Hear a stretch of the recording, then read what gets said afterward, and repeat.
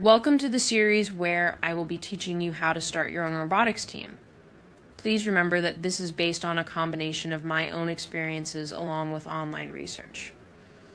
Some of the things I talk about in these videos might not fit your exact situation, so feel free to adapt my advice to suit you. This video will go into the basic parts of starting a robotics team, and my future videos will go into leading the robotics team, participating in the competition, and ensuring the team does not fall apart once you leave. First things first, what kind of robotics team will it be? There are probably hundreds of robotics competitions, but I will be focusing on the non-combat ones. The advice in my videos should apply to most, if not all, of the non-combat programs, but I will only be going into detail about the most popular ones. Feel free to check out my links in the description to learn more about some of the others.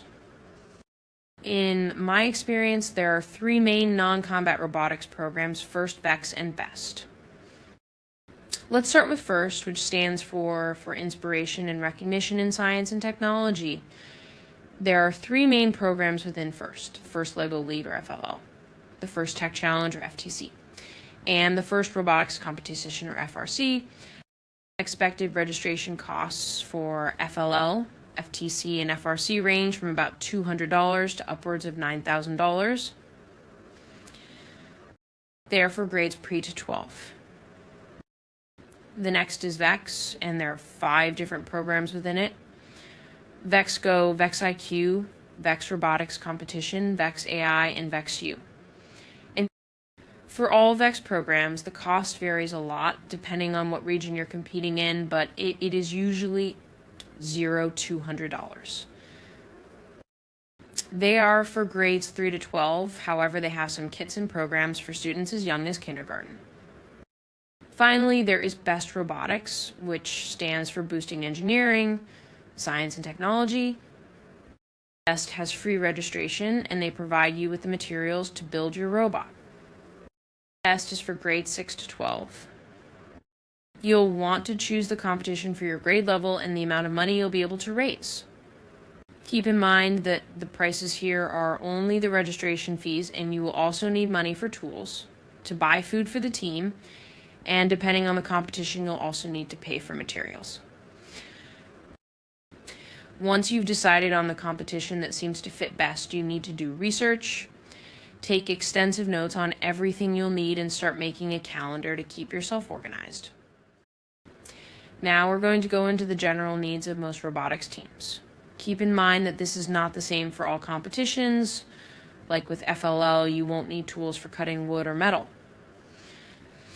I've provided links in the description that can get you a good starting place for figuring out what your team will need. It also never hurts to reach out to a team or a volunteer in the program for advice. I will start with going through the needs for a school team, then go through the same ones for a community team, which is just a team that isn't directly affiliated with the school.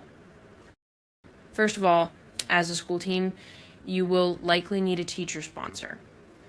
If you are a student watching this, then asking teachers at your school, especially teachers in STEM, can be enough to get a teacher sponsor. If a teacher isn't interested because of the extra work involved, you can also offer to take on most of the responsibilities of leading the team, such as communicating with parents and managing the Google Classroom. If you are a teacher, then you're all done.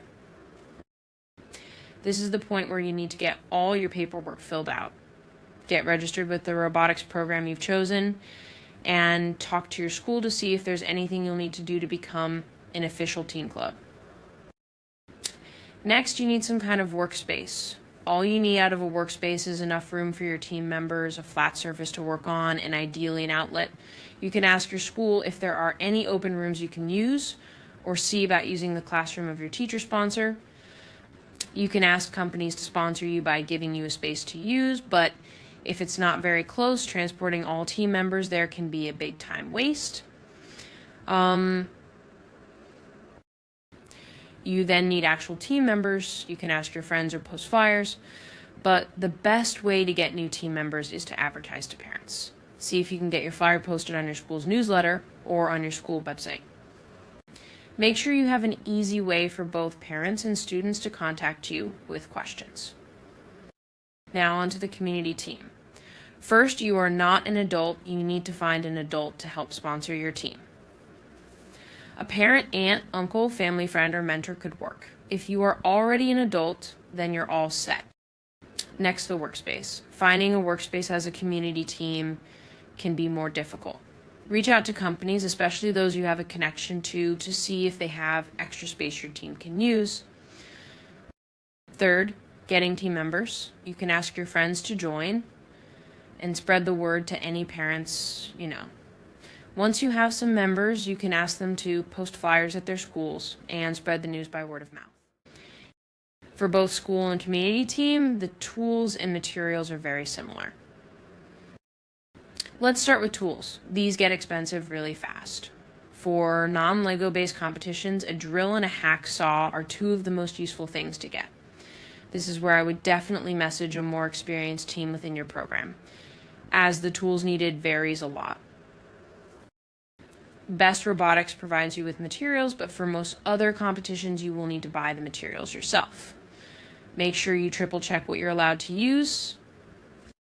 For both the tools and materials, it's always a good idea to ask your team members if they have any they would be able to donate. Even if they don't work the best, they can last you until you've gotten the money to purchase one. That is all when it comes to the major needs of a robotics team and how to fulfill them. Now you should go research the robotics program that seems to fit right for you. Keep in mind that making a team is a massive time commitment. With that in mind, thanks for watching, and I hope to see you in one of my next videos. Created using Powtoon.